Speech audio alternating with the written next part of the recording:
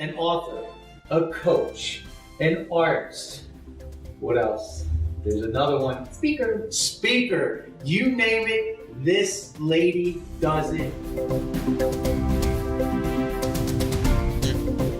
What separates us is we want to take you behind that black curtain.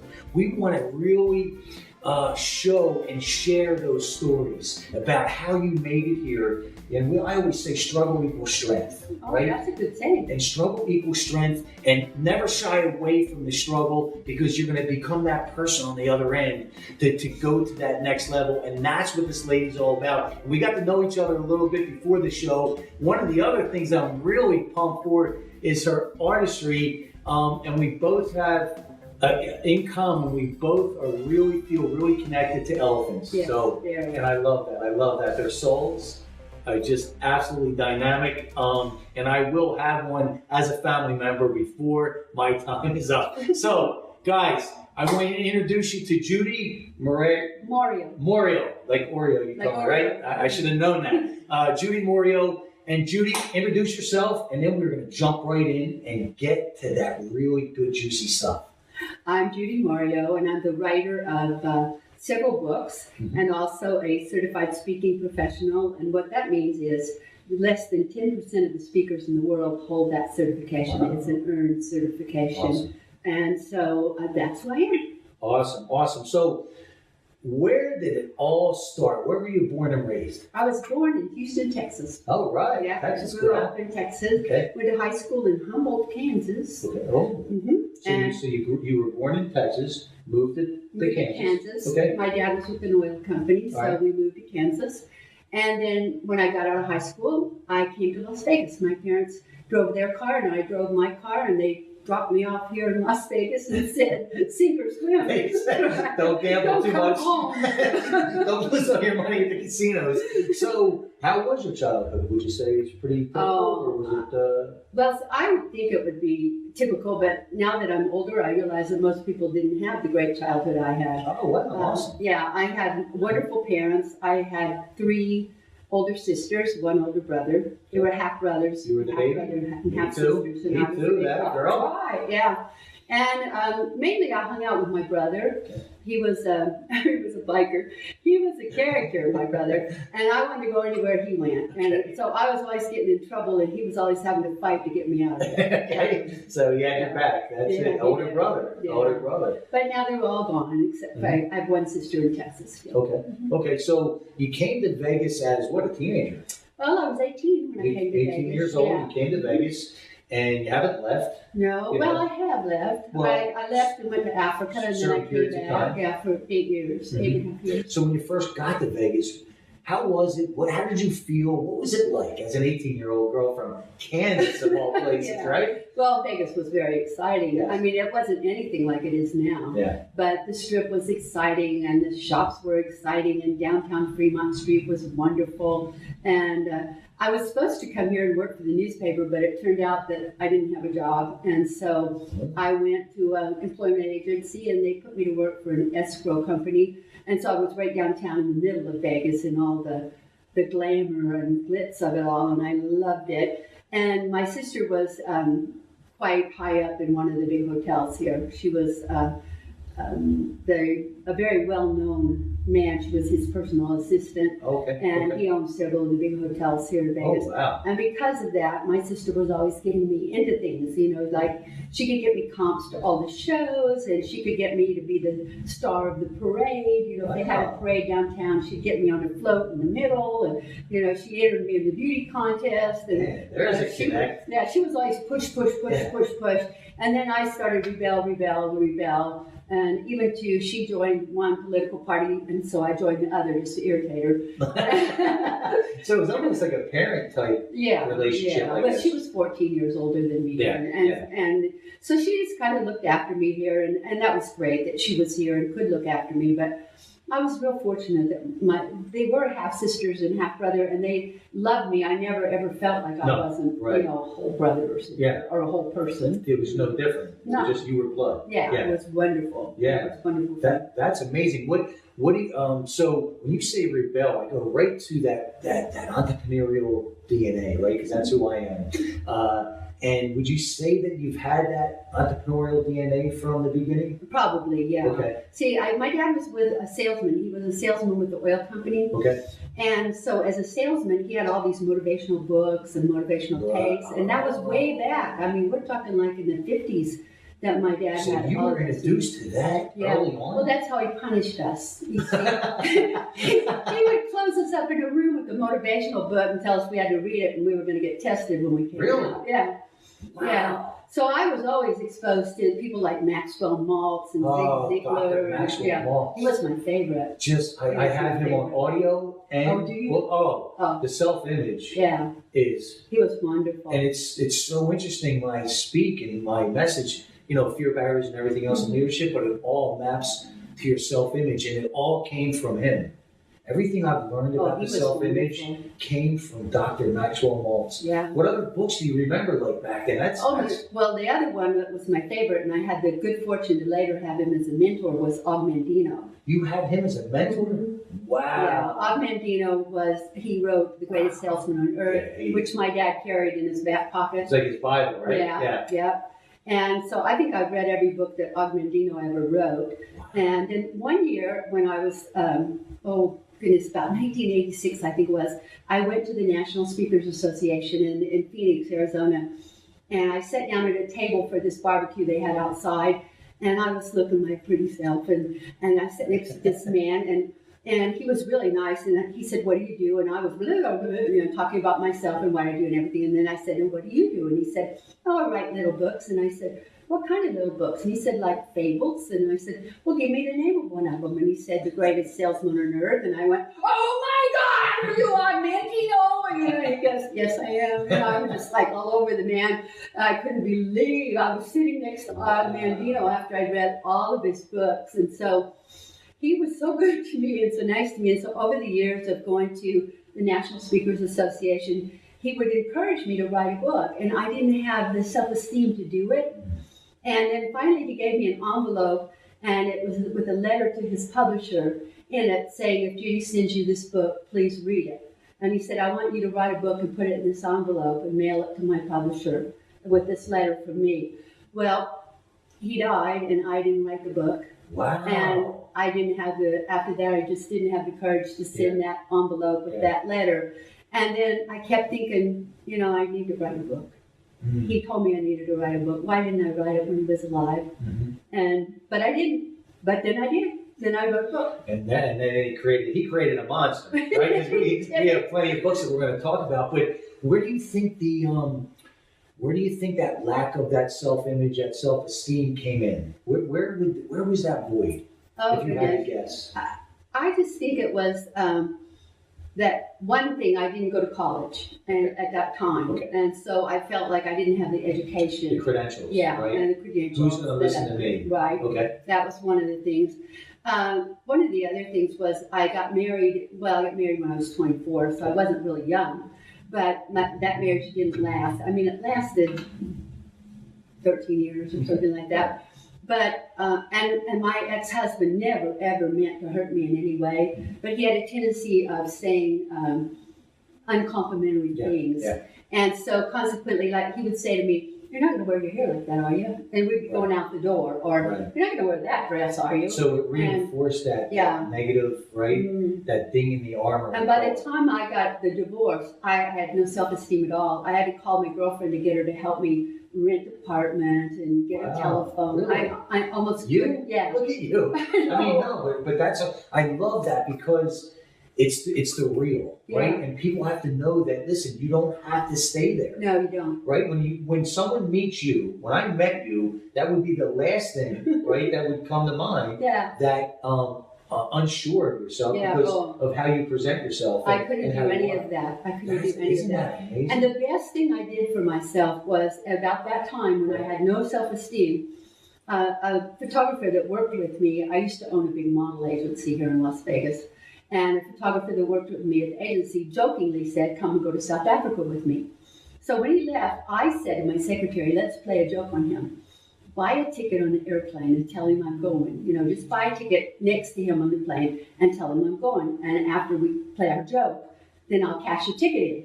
And she said, "Okay." So she bought the ticket, I played my joke, and then I went to cash it in, and it was a non-refundable $4,000 ticket. Life says, And I thought, okay, so I went to South Africa. I had no idea what it was about, or I didn't know what apartheid was. I didn't know anybody in South Africa except this photographer that worked in and out of my agency occasionally. Yeah. When we got there, he dropped me off at a hotel downtown, and he went about his way. And I went to the concierge and started taking tours, and he told me, like, put your wallet in your boot and put your lunch in a sack and walk around. And, he gave me all these things. Don't let anybody see you have a camera. You don't want them to know you're a tourist. And it was in the middle of apartheid that I went there, and there I was, and I didn't know what on earth I was into. But that was the beginning of my traveling by myself, doing things by myself, learning that I could do something by myself. So you were just starting to rebuild that self-image, right? But at this time, when you first went to South Africa, did you still have your modeling agency? Yes. So you built a modeling agency, but if you had to describe it, you would still say your self-image was low. Isn't that amazing? Yeah. That's to me, it's so interesting, amazing. How long did you have the modeling agency? 13 years. Wow. Mm-hmm. So you had it when you were married? Yeah. Oh. Yeah, I had it like the last 7 years of my marriage. Right. And then, it was amazing that I just, I had no self-esteem at all. I could function in business, but personally I wasn't functioning well. Right. When you came home, you weren't being fed. You were being kind of starved, if you will. And that, but to me, it's so amazing how that could happen, but it does. You would think that on the outside, that white picket fence, right? Everything, look at her. She's got it all together. And deep down, right, you question yourself. Yeah. And I love to share that because of two things. Where you're at today. Yes. And so many people that you were in the majority, not the minority, right? Especially beautiful women. People think, that old saying, right? The most beautiful girl in the class didn't get the date to the prom because everyone was afraid to ask her, right? Because they felt intimidated, and she was so shy. And it's that you're that story. Yeah. Isn't that interesting? And one of the funny things about that story is when I was a junior in high school, I had a date with the senior who was like the captain of the football team. And basically he was taking me to this dance because his father told him he had to, because his father was a friend of my father. All right, so political. And so during the game, he paid somebody $10 to take me off his hands and take me to the dance. And so, so that didn't help my self-esteem either when I found out that this other kid had gotten paid to take me to the dance.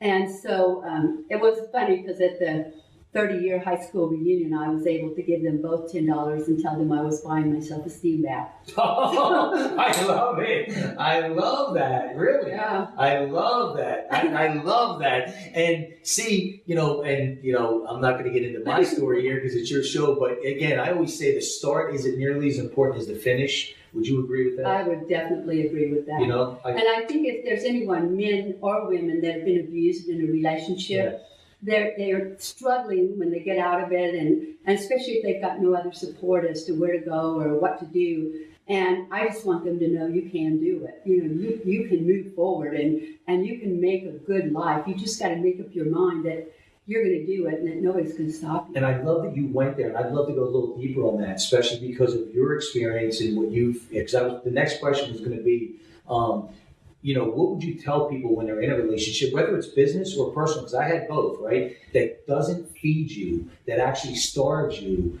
What do you need to do? Do you recommend that they start to figure out how to move on? How to move on, definitely. Right? How to move on? How to move on. And two things that I want to talk about, I want your feedback on this, your insight, is you talked about just go do it, right? And they're going to sit back and they're going to say, look at you, right?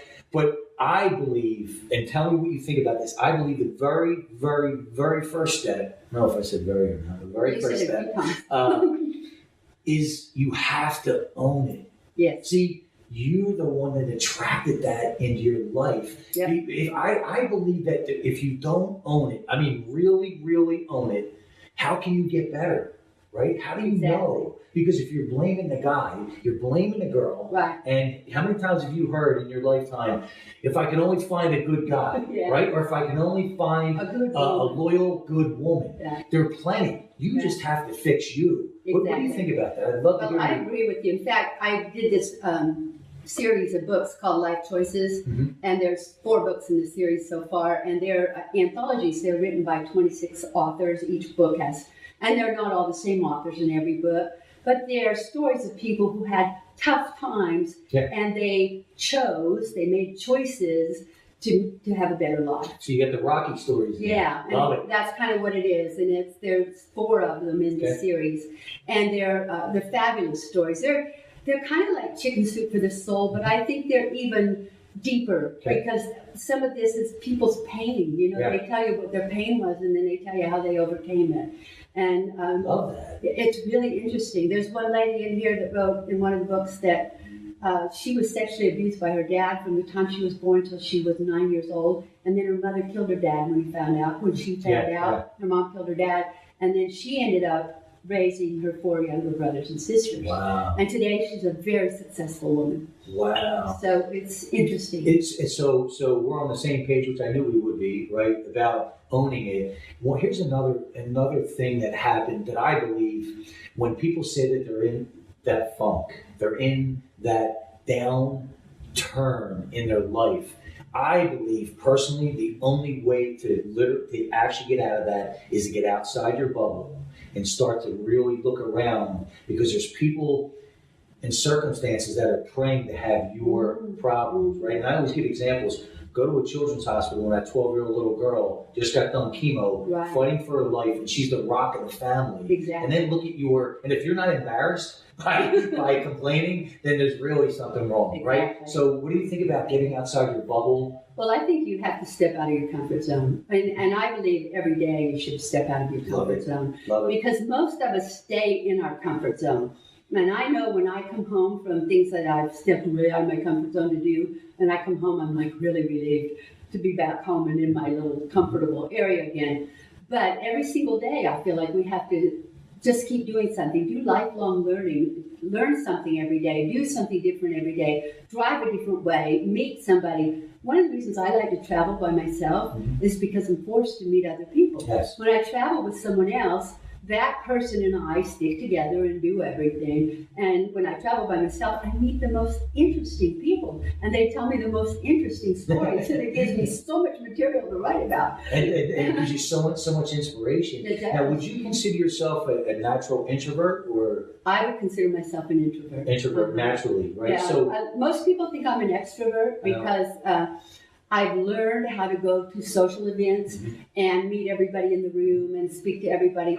I stand up and talk to audiences of 3,000 people, and people think, oh, that's just who she is. But if you meet me personally, like at a party or something, I'm probably the quietest person. And I can feel that. But I can also understand how they think before they get to know you, right? Because you have a very dynamic presence, very beautiful woman, very self-assured, right? And you built that, which is awesome, right? You're not sitting there saying, hey, I was born with this, and there was this magical dust that the doctor sprayed on me, right? I love that because you're keeping it real. But I can see that, but now that we're really talking, I can feel like that is, that's something that you work on a daily basis. I do, every day. Right? But you're living proof that it can be done if you're willing to get outside that comfort zone. And I always tell people that, and I want to talk about this because you teach what so many people are afraid of, and that's platform speaking, that's keynote speaking, that's putting it all out there in front of everyone. I want to talk about that a little bit more, and I always say to people, that darkness is only temporary as long as you keep moving forward. The only time it becomes permanent is when you go back into safety. Yeah. And I know that I've got a real good feeling you believe that. My dad used to say never to be afraid of the darkness because that's when stars shine the brightest. I love it. Isn't that wonderful? It gives me the chills. I love that. I love that. So I'm the fear barrier guy, right? As you noticed. Yeah. But you teach people, they say most people would rather die than public speak, right? And I think if anybody can attest to that, that would be you. I think the most important part of the public speaking is gaining the confidence. Okay. You know, that's why most people would rather die than speak. Right. It's not the speaking part of it, really. And so when I coach somebody on how to speak, the first thing I start coaching on is how to believe in ourselves, how to like ourselves. Self-image. Yeah, it's all about that. I wrote this book, You Are More Than Enough, because most people don't feel like they're enough. And they go around overestimating everybody else and underestimating themselves. I love that. And I think we have to learn that we are enough, just like we are. Right. And so I try to teach people to believe in themselves. And if they don't come out with anything else out of my course except that, then I'm real happy. And I have a new online course going up. It's called the Achieve More Method. It'll be going online December 10th. And it's a very, very affordable course, and it's almost a year long. And it's for those people who want to believe in themselves more. And if they want to write a book, or they will tell me their goal on the first class. They'll say, this is my goal of what I want to do in this year we spend together. And let's get there. Then I will be on their butt all year long to make sure that by the end of that year, they've gotten that done. They get there. And that's what I do with my personal coaching clients, is when they meet with me the first time, we write out the goals. And then I say, what can I do to you if you don't achieve this within the year? And then every week I am on them. What have you done this week? What have you done this week? What have you done this week? And I created a journal for them. And it now sells to the public. I mean, all the bookstores have it and Amazon. But the journal is not a journal like to write your personal issues in and how you feel sorry for yourself.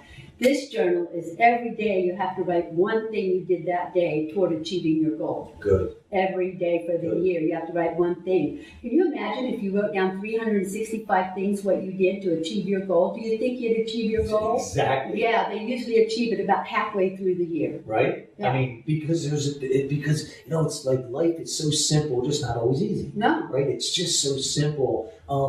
And I share with people when they say, I don't coach them about speaking, but they say, well, how are you able to get up there and speak and talk and look so confident? And I was taught that your story's not about you. No. Your story, you made it through, right? You were tough enough to make it through. Now it's your obligation to share that story. And so many people, and I'm sure you're not going to be surprised, are terrified to get on this show because it's a live stream TV show, and they're afraid of their story. Exactly. And I always say that you got to, once you can make friends with that story, there's not an amount of money in this world that can give you that freedom that it gives. Would you? I definitely agree.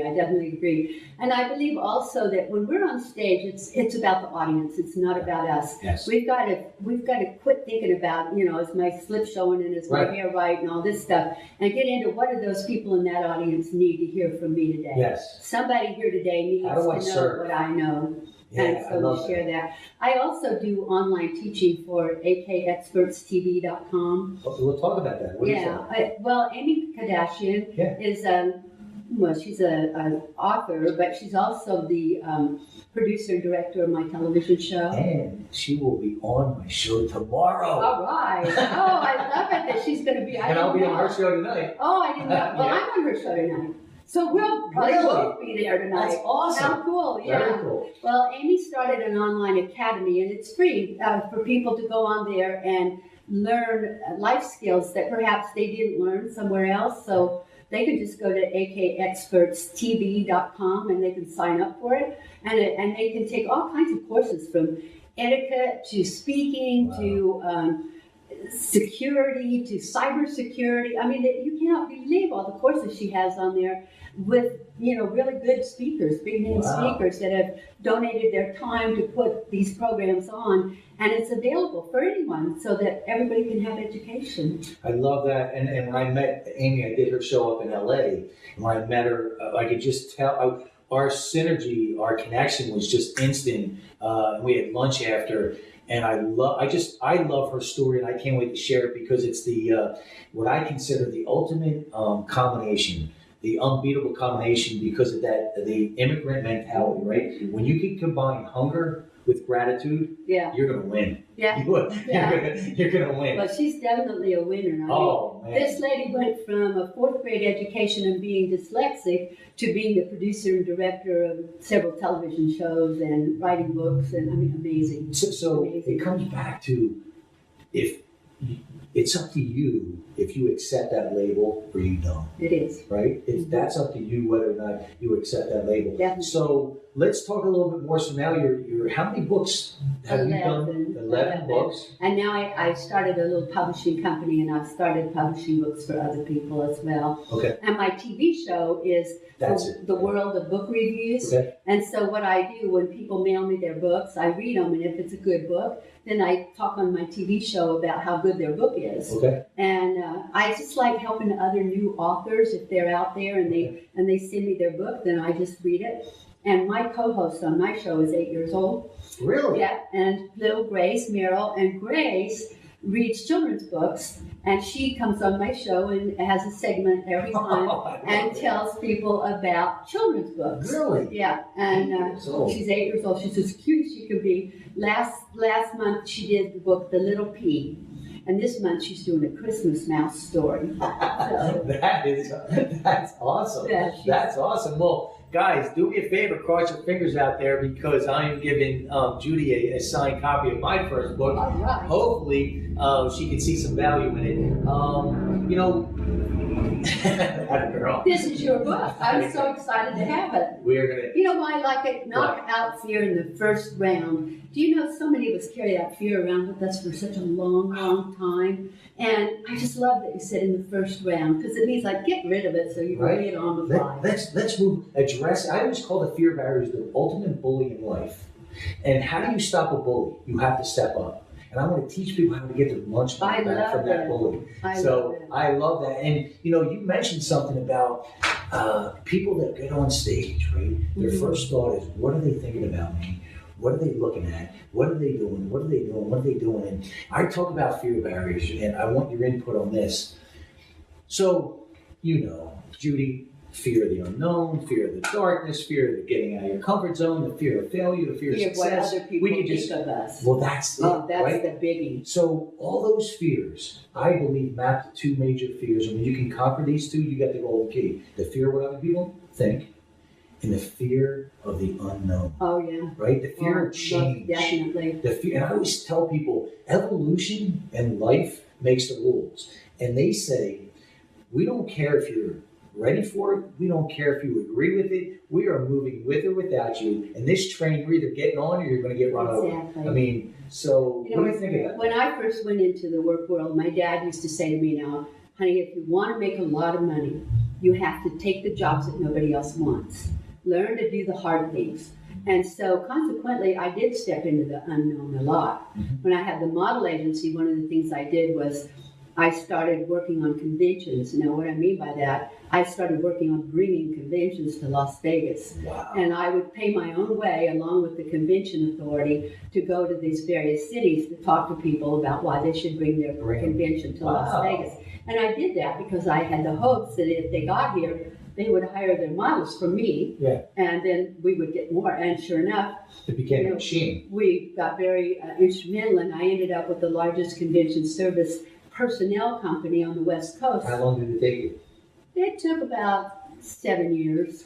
Yeah. Man, that's amazing. And then when I had it up and running and doing well, I sold it. Yeah. And then I quit and went to be a public speaker. Right. But then that's when you were working on your self-image and creating that who you are today, ultimately. And that helped me a lot on my self-image, because I'd have to go to these cities like Washington, D.C. or New York City and go and call on these executives in their offices and tell them why they should come to Las Vegas and why they should hire my people if they did come to Las Vegas. And then I figured out that I was driving around these cities. We didn't have GPS back then. And I was lost. And one day in Washington, D.C., I think I went around the same circle about 100 times. And so then I got smart and figured out, hire a driver. Because if you hire a driver, while he's driving, you can be preparing for the next presentation. And I could do twice as many in one day as I did by myself trying to go around. So I kept trying to find these shortcuts to being more successful or to making, but a lot of it has to do, I think, when you have a small business and you start a small business and you're struggling and you don't have much money to make the small business work, you think, well, I can't spend money, I can't advertise, I can't do things, and you have to, because you've got to get people in the door. And so what I figured out was, since I didn't have the money for advertising, like on TV or somewhere, then if I got out there and spoke, then I could bring people in. So I just volunteered to speak at every group, like Rotary and Soroptimist and Lions Clubs, and I spoke to everybody for free. They give me chicken a la king for lunch. I got where I hated chicken a la king. And I just go out there and I force myself to stand up there and do a speech, and then I tell them about my business and hand out cards, and that's how I got successful. You see, and that's, it's the same recipe, different ingredients, and I say it all the time, but you have to be able to move forward. And I always, your story is exactly the same way. When you take massive effective action, it becomes magical. The people and the circumstances start to come in to your life. And I know for sure that's what you've experienced over your life so far. But let's get to Africa. Okay. Let's talk about Africa. You got there and you were sharing a pretty neat story. I went there the first time I went there was the joke I played on my friend. And I went on vacation and came home. And then a few years later, I had an opportunity to be interviewed by a seminar company that ended up taking me to England and to Australia and to South Africa. And so I did a lot of seminars in South Africa and a lot of seminars in the other countries. So they just subcontracted out, or you worked for them? Yeah, well, no, they subcontracted me. Okay. And so then I would go over and I would do these programs. And after I did these programs for a while, one of the newspapers there offered me a position and said, would you come over for a year and work with us? And I swear I don't know what was wrong with my brain. Even though I'd been to South Africa by then about 6 times, I didn't really know what apartheid was. Right. And I didn't get to associate with the people who lived in South Africa enough to know what it was. And we in America, we were oblivious to what it was, I think. And so when they offered me this job for a year, I thought, well, why not? I've never really worked out of America. I haven't really been out of America that much. I think I'd like to do it. So I talked to my mom and my sister, and they both said, we think you should go do it. So I did. And I went off to South Africa. I only knew a couple of people from speaking there. And I got an apartment, and I was all dressed the first day for work in my pretty yellow suit. And I was at that part where they told me, in the bank downstairs in the basement, and came up the stairs of the bank. And then I was walking past the bank to go to my place where I was working. And there was this man standing there with an AK-47. They are 47s, aren't they? I think so. And I don't know guns, so I didn't know what it was. He was just standing there. And so I said, good morning, and he said, good morning. It was nice. I thought he was like a guard at the bank. Yeah. Well, somebody shot him about that time. And the blood went like all over me. Seriously, they just shot him. And it kind of squirted on my suit. Your yellow suit. I was that close to him. And I didn't know what to do. I'm looking all over everywhere and I didn't know what to do. So I just threw myself down in the cement. And I stayed there while everybody, it seemed like World War III. What happened was they were robbing the bank. Oh. And everybody was shooting everybody in the street at that point. And my employees upstairs were looking out the 7th-story window taking bets on how long I'd last. They were like, she won't last 2 weeks. She won't last in South Africa 2 weeks. And I ended up lasting 8.5 years, and I still go back every year. So wow, that's.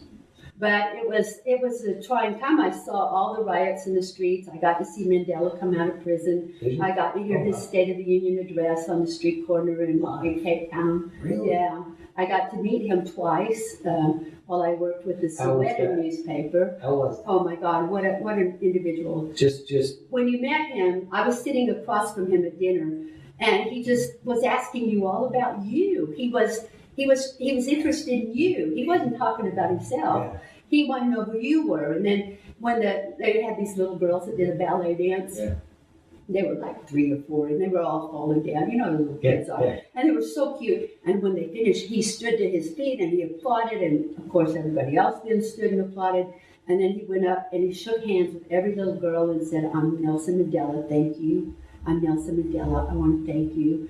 And I thought, wouldn't it be something when those little girls grow up that they're going to remember that Nelson Mandela came to the stage and thanked them for that dance? And did it. He was so incredible. He was the nicest human being, and he never acted like he was better than anybody else. And the energy must have been phenomenal. Yeah, and you know what I asked him? I like to ask people questions.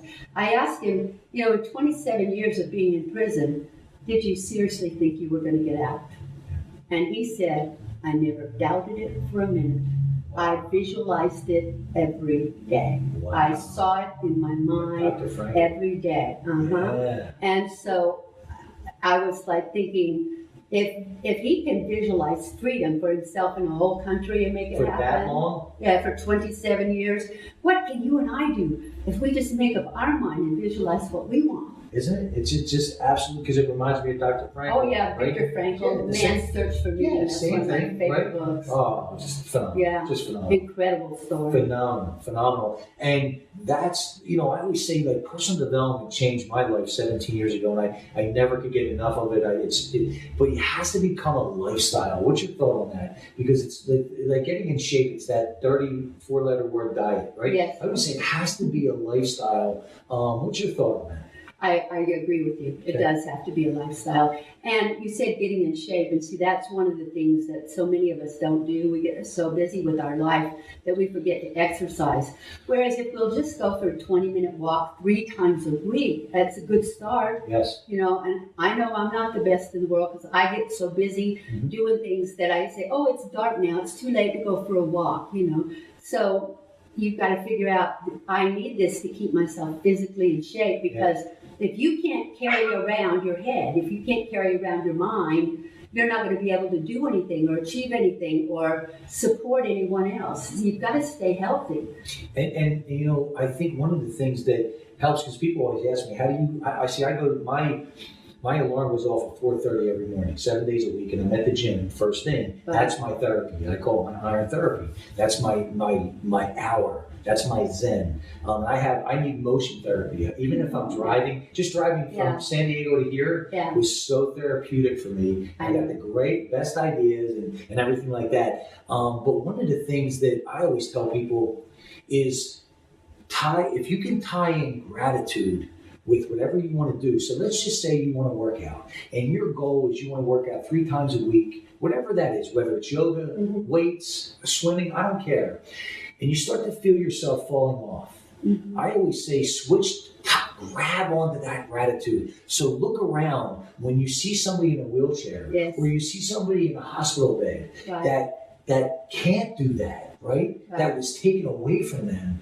Now that puts things, and what happened to me was I had a motorcycle accident probably 18 years ago when it was almost taken away from me. And that changed my... pretty scary. Yeah, but it changed my perspective, and life woke me up. Right. You know, so... And I have a similar incident. Yeah? I wrote this book about it. A Journey of Faith, okay. It's Overcoming Cancer, A Journey of Faith. That's when I went to the doctor and she said, you have cancer. How long ago? Almost 8 years now. Okay. Okay. And she looked me right in the face and said, you have cancer, you have to have surgery tomorrow morning. Wow. And I did. I had the surgery the next morning, and then afterwards they said, well, you still have cancer in your blood. It's throughout your body. It's in your blood, and you're going to have to do chemo and radiation.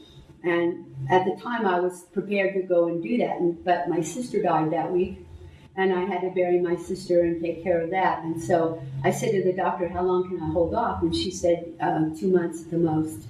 And I said, okay. So during that 2 months, I took care of my sister's funeral and all of that. And every day I read books on cancer. I read everything I could find on cancer and on healing. And then I decided I'm not going to do the chemo and radiation. And so I told the oncologist, I'm not doing chemo and radiation. And he said, if you don't, you'll be dead in a year. And I said, well, I'm not afraid to die. What I'm afraid of is being sick. And he said, you're the first person I've ever had tell me that. He said, I tell you what, I'll make a deal with you. You do what you think you're going to do, And you come in here every month and I'm going to monitor your blood. And if your numbers go up any, then you're going to do it. And I said, okay.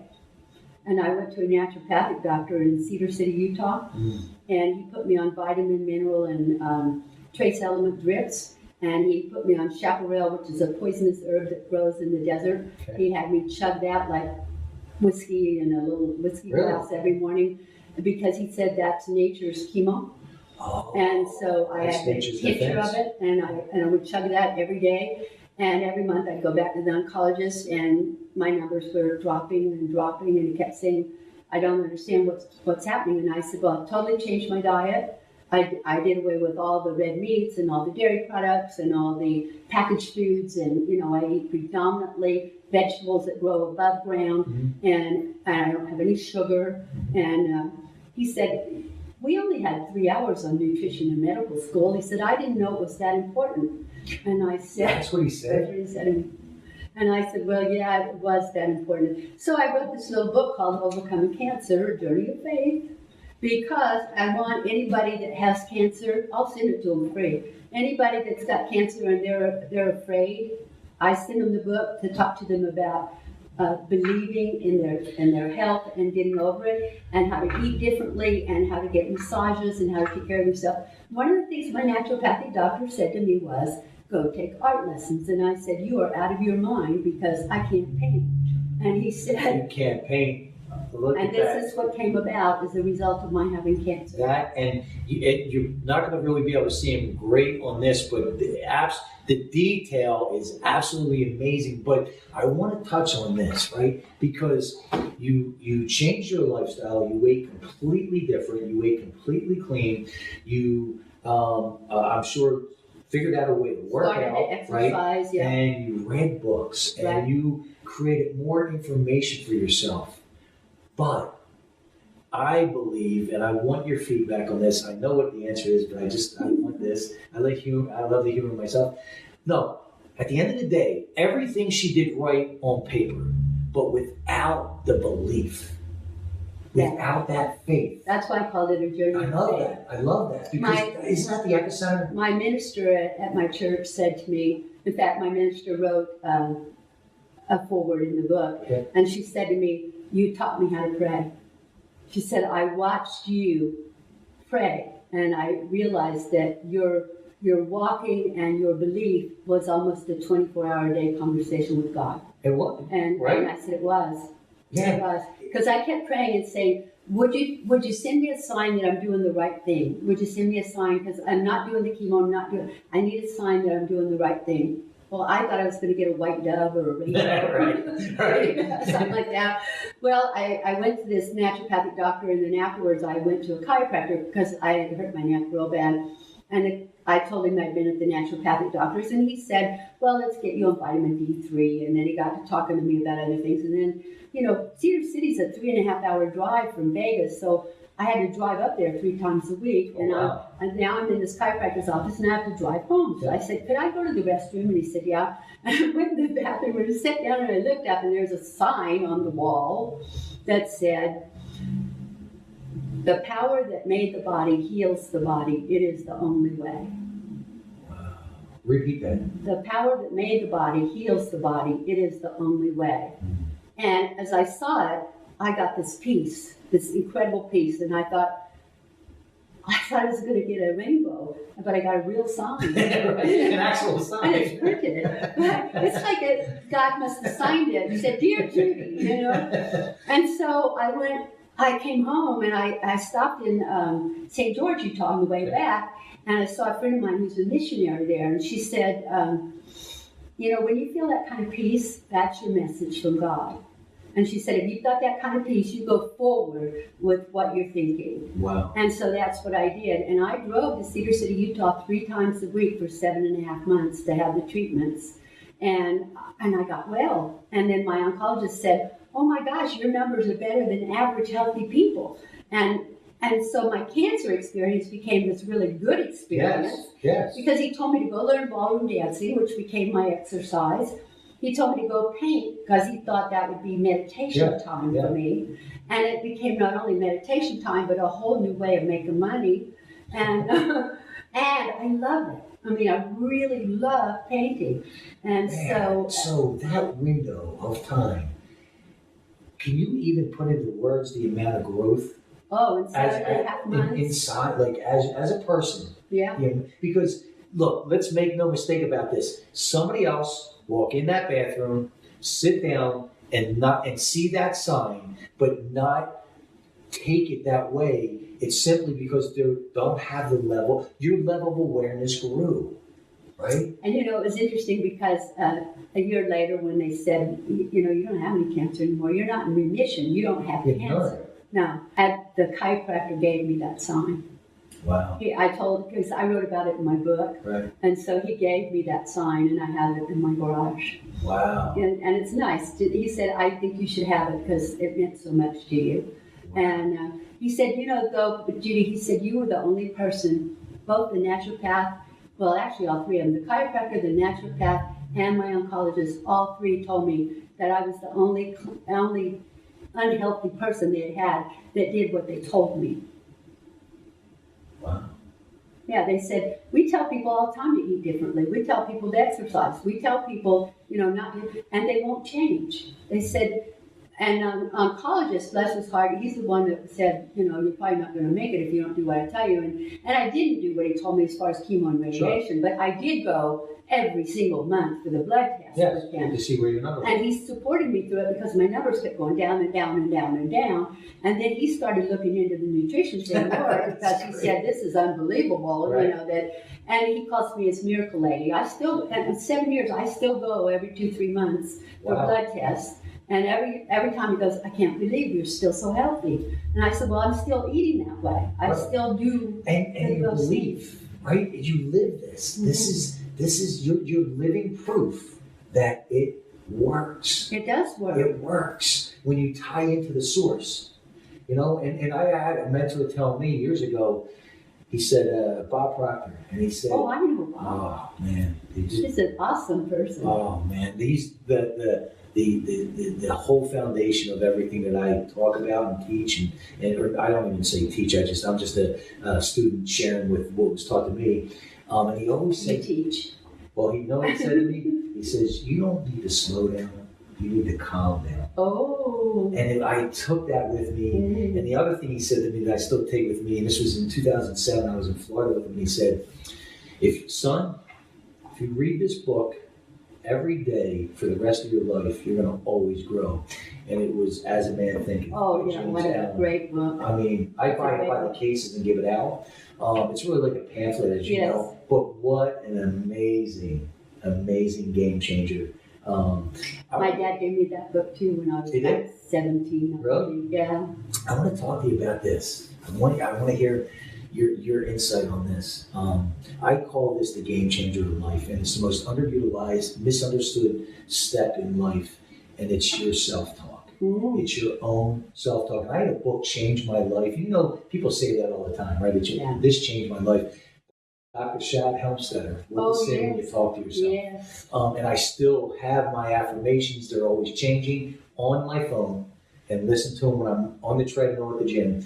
What's your thought on that game changer that I call self-talk, your inner coach? Your self-talk, most definitely. In fact, I write about it in my book, You Are More Than Enough, and my journal has 511 affirmations in it. 511 different, so that every day when you work on your page of what you did towards your goal, there's affirmations there for you. And it helps people because sometimes people don't know how to do their self-talk. Yes. And so one of the things I do is I tell them they have to get up in the morning and do a motivational monologue before their feet hit the floor. Okay. And it goes like this. I'm powerful, I'm effective, I'm good at what I do. I like me, I'm smart and intelligent. I look good, I smell good, yay me. I love it. Every morning. So you've got to connect positive words to the word I am. I am and a positive word. And their homework, and your homework is not to say a negative thing for the next 24 hours. Don't say a negative thing about anybody else or about yourself. And what do you think about this? If they do, they have to put $5 in a jar. Yeah. It's just real. Let's make it hurt. Yeah. I like it. It's $5 in a jar. I like it. Let's make it hurt. before we move on, Judi, Marion, I saw we have some people jump on. Do we have any comments or questions for Judi? Evan Williams says hello, Dave, BBMM. Evan, thank you for taking the time and jumping on, big man. And Gloria Madrona has about 11 posts, but the main one, what an amazing lady. I love her instantly.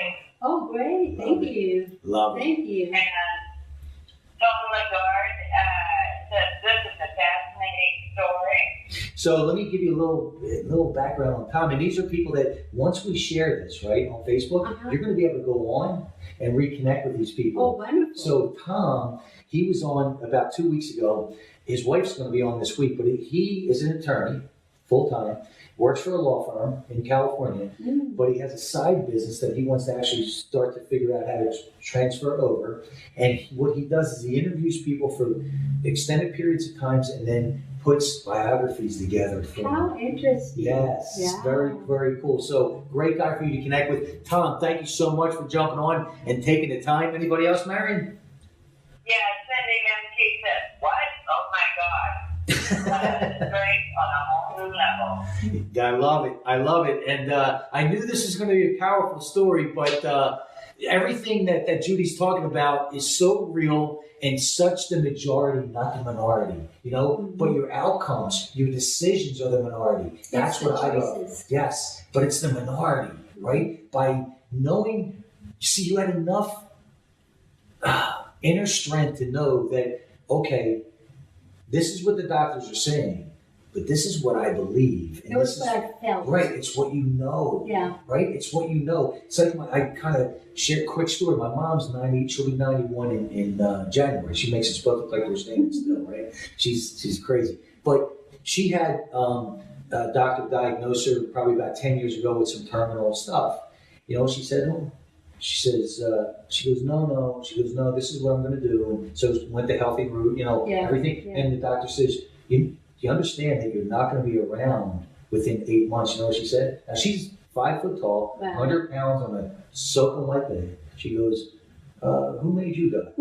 Just like that. And it just completely checked them. And she still... Yeah, I don't think anyone else can tell us how long we're going to live. Right? Yeah. I mean, you know, so I love, though, that you had that inner strength. But you weren't born with it. No, you know where it came from? It came from my parents. We were taught growing up. Well, my mother was such a good example. She wasn't the kind of mother that said, oh, you have to go to church. You know, the church was next door to where we lived. Right. And we didn't have to go. But she said, if you want to go, you know, I'm going to church. And if you want to go, you can go. And so we wanted to go because there were people there and fun and ice cream and stuff, right? So we'd go off to church and then we'd come home and we'd have, you know, she'd just say, what'd you learn? Or did you get something out of that? Or do you have a question? And then what I saw her do in her life is what really made my faith. Every day, my mother was a hard worker. She worked all of our lives. She worked to give us the best that she could. And, you know, that was right after World War II. So times were tough and money, there was no money like people have today. And every day she'd work and then she'd come home for lunch, and during her break, she would sit on her bed and read her Bible. And then she would put it down and then she would go back to work. She never told us we had to listen to Bible stories or anything, but we saw her do it. Right. And we saw her faith.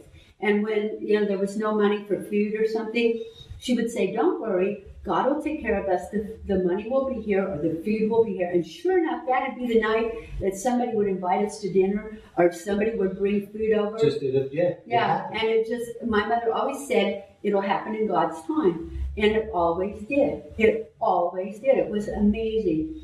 And my father was very motivational and very, they weren't like people who preached to other people. They didn't even invite other people to our church. They just went their own way about their own life with their belief.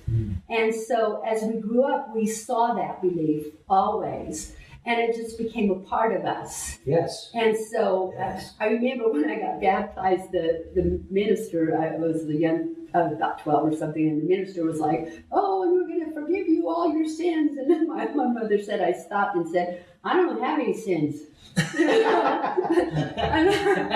don't know why, but at that age, I didn't think I had any sins. And but I got forgiven anyway, so that was pretty good. And then he nearly drowned me. I think he wanted to keep my head under that water as long as he could. Tell me the sins. Tell me the sins. But I think that's where that faith came from. And there have been times in my life when I've gone to church regularly, and times when I haven't gone for years. But I still have the faith in God. My faith is not in a religion or in a church. A building. No, it's my faith is in God as I understand God. Right. And maybe I don't understand God like a lot of other people do, but for what I understand, it's me. But that's it, right? I mean, if you want to do a quick definition, and you tell me if you agree, in all places, at all times, through and in and out of everyone, and we're built in that, in that likeness. And so it's really that belief, that foundation. I always tell people, the greatest gift you could ever give a child as an adult is a strong, powerful self-image. Exactly. And that's what they gave you with that belief. And you were really raised with wisdom. I mean, what your mom did was real, true wisdom. You know, I always say, knowledge is great, but man, I'll take wisdom all day long over knowledge. My mother was brilliant. And she was quite the character. I mean, she really was. At one point in our life, she bought a circus. She did. Wow. And this summertime, she would drag me all over the country with the circus. I said, I think I'm the only kid that ever ran away from the circus. Wow. But some life. Oh, it was such a colorful life our lives were. But she was an incredible woman. And when I lost her, I lost my best friend, you know, when she died. And she died 2 weeks after I went to Africa. I didn't. So it was about 8 years ago? No, that would have been longer. Okay. It was it's longer, 20 years. Anyway, I'd gone to Africa to work. It would have been 1990. Okay. That was a long time ago. Yeah. I went to Africa to work. And then what happened was my sister called and said, you better come home. We put your mom in the hospital, but she died before I got home. And my sister said the last thing she said was, I know that Judy's in her right place. I can go now. Wow. And so she knew that I needed to be in Africa. Yeah. It's what a wise woman. So what a gift. Yeah. I mean, to be raised in that environment, and that should really hit home for so many parents, grandparents, teachers, coaches. Man, it's all about creating that foundation, right? And it's such a fearless children live what they see. Yes, your subconscious is wide open. Yeah, because we give our messages more in visual, than we do in words. A lot of times people won't hear our words, but they'll see what we do. Yes. And so, especially children, it's so important for them to see us treat them with love or with kindness or with help. Or even like your mom, right? The first thing that came to mind when she's reading that Bible, you don't have any food in the kitchen, right? Yeah. You're not sure where this is going to come from, but that courageous mindset said it's on its way, and it will be here when it's supposed to be here. But what a courageous way to live. You have to take that in, right? Like what a great gift. That's an awesome. I love that. That's an awesome story. I think she made all of her children very courageous. No question. She made us, even though I think I'm introverted, as I say, because I am aware of what people see about me and think about me. But I remember when my dad said to me, "What makes you think they're even thinking about you?"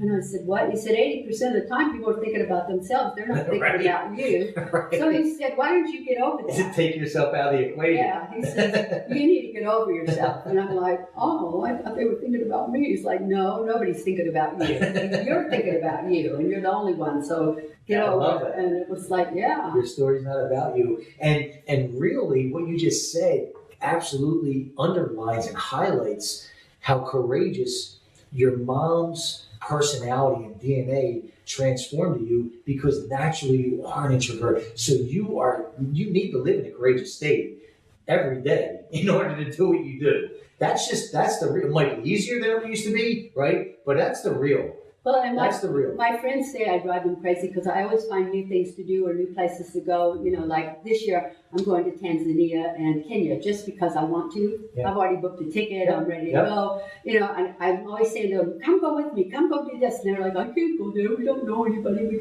I'm like, "You will once you get there. Yeah. Once you get there, you're going to meet somebody wonderful."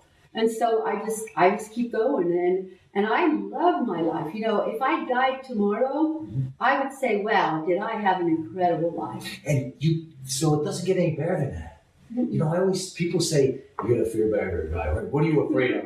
And I'm terrified, completely terrified of regret. I don't want to leave with would've, should've, could've. Yeah. So I love that you can say that. I mean, that is the golden ticket. And I think that's what got me through the cancer. Yes. Was because I knew if I died, it was okay because I've had this great life. Yeah. You're at peace. Yeah. That's ultimate. I want to share this with you and your thoughts on this. Happy people always want to know what's the definition of happiness? What's the definition of success? And my definition, I'm very simple. That's the way I think. That's the way I learn. Happiness is fulfillment. Success is living life on your terms, whatever that means. And then when you can combine them both, I don't know how it gets any better than that. What's your thoughts on that? Happiness and success. You know what? I had never thought about it, happiness being fulfillment, like you just said, but I think you're entirely right. Okay. Because I'm never happier than when I'm painting a picture of one of those animals. You know, that's my happy time. You know, it's my best time. Or when you're in Africa. Or right? when I'm in Africa, Right. chasing animals around, taking the pictures. You feel fulfilled. Yeah. Or like you were talking about, because I could see it, I could hear it in your voice, and I could see it in your posture when you were talking about your student and teaching her how to speak. Yeah. Right. And she won the award. Oh my right. goodness. So is that fulfillment? Yeah. Right. I mean that. And basically, I've been teaching somebody something almost all my life. Because when I had the modeling school, I was teaching models, and I'd take them to New York for competitions, you know, and they would win, and it would be exciting for me that I like to see people win. I like to see people step out of their comfort zone and try things they would never try. Isn't that great? And I love to be there to support them. Yeah. And sometimes people say, well, Judi, you know, don't you want to be up front? I've been up front all my life. Right. I don't need to be up front anymore. I'd like to see other people be up front. And that's why with starting this new television show with Amy Kardashian, aka expertstv.com, she said, well, what authors are you going to have on? You know a lot of authors. What are you going to have on? I said, new authors. Yeah. Because I want the new people. Yeah. You know, so many times there are really good books out there that never get the big publisher, that never get the award, that never get seen around the world. And so people don't see them. There's a young man here in town that wrote a book called The Perfect Circles. He's got MS, I believe it is. And he wrote this book called The Perfect Circles. And I'm telling you, it is the best motivational book I've read in years. Wow. And his dad has a TV show at the same place where my TV show is.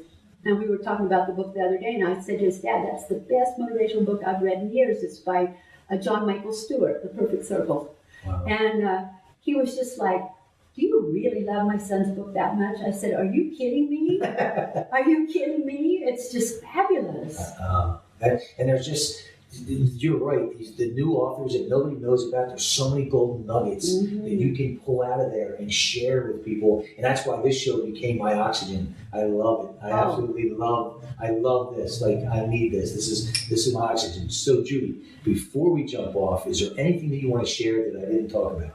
Anything I want to share that you didn't talk about? Oh, I have to think about that. I think we talked about just about everything, didn't we? Yeah. And we want to make sure before we jump off, they know where they can find you. They can find me at my name, Judi, Judi, at JudiMoreo.com. Okay. And it's Moreo, Judi at JudiMoreo.com. Or akexperttv.com. They can get me there too. And once we jump off, Judi's going to get back on Facebook and she will connect with you guys. I'll connect with you, and then she'll post your contact information, so in case they don't have a pen. Or they can find me on Facebook. I've got, Okay. they can just go to Judi Moreo and friend me, and Okay. we'll be together. And they can get my free newsletter and my free magazine. I Yeah, do a girl. great magazine, Positive Mental Attitude. In fact, Okay. let's write up about you next month. Let's do it. That would be cool. Let's That do would it. be cool. That's a deal. Yeah, we'll do a So story when I on go you to for the share magazine. this, I'll attach you on it. Then you can get right on and reconnect with these people because I know you're gonna have a lot of questions. Before we do jump off, Marion, is there anybody else that has any comments or questions? Oh, you have a ton of them. She's bringing the heat. Yes, Amy, and she says that you are amazing. And Bruno Martin has a long comment. I'm just going to shout out names because you got some really great comments. Okay. Wait, that's good. Thank you for the information. Got to get that book for a few people. It's the sign. It's a sign. And then go up here to Amazing. Marina Dunn. Good homework. And let's see. Nadiat. How would I pronounce that? Okay. Tell her I love her story. Thank you. Living your best belief is the best teacher. That's from Way to Like Good. So you have Marina Dunn, the good homework one. Okay. Gloria Madrona has written quite a few. Way to Like Good has written quite a few. Bruno Martin. Bruno's a great. Cindy Lemke. Okay.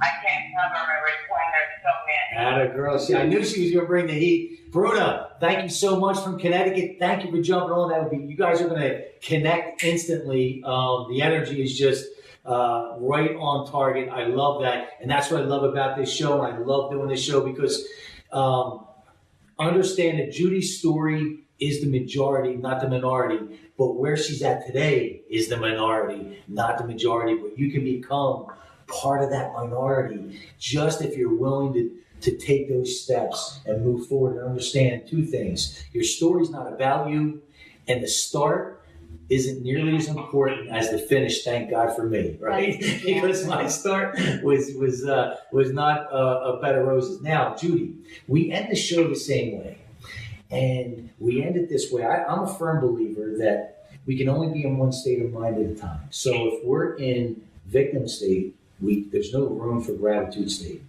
When we're in gratitude state, there's no room for victim state. I agree. I agree. And if you could be in that unstoppable state the majority of your day, how great would that be? Well, that'd be wonderful. Would that be an amazing? Be wonderful. And I always say that life makes the rules, right? I don't make the rules, you don't make the rules. And life says we're always going to give you choices. Mm-hmm. And life is asking you, Judi, right now, do you want to purr like a kitten or roar like a lion?